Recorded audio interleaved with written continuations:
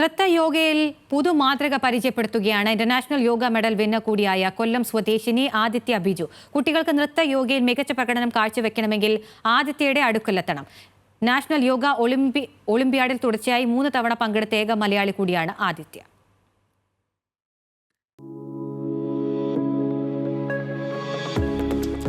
ലോകം മാനവരാശിയുടെ നവോന്മേഷത്തിനായി യോഗയിലൂടെ മുന്നേറുമ്പോൾ നടനത്തിന്റെയും നൃത്തത്തിന്റെയും സാധ്യത യോഗയുമായി സമന്വയിപ്പിച്ചാണ് ആദിത്യയുടെ പരിശീലനം.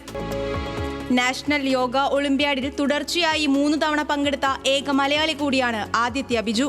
നീണ്ട മാസങ്ങളിലൂടെ യോഗ സ്വായത്തമാക്കി നൃത്തച്ചുവടുകളെ വിന്യസിച്ച് പുതിയൊരു നൃത്തക്രമം രൂപപ്പെടുത്തുകയാണ് ആദിത്യയും കുട്ടികളും.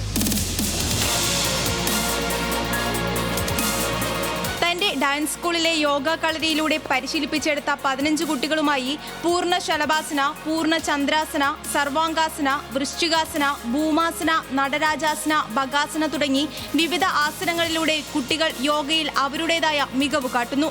യോഗ പരീക്ഷണമല്ല, മറിച്ച് തങ്ങളുടെ ജീവിതത്തിൽ പഠിക്കാനുള്ള ലക്ഷ്യബോധം ഉൾപ്പെടെ എന്തും നേരിടാനുള്ള ഒരു പരീക്ഷ കൂടിയാണെന്നും ആദിത്യ യോഗയിലെ കുട്ടികൾ പറയുന്നു.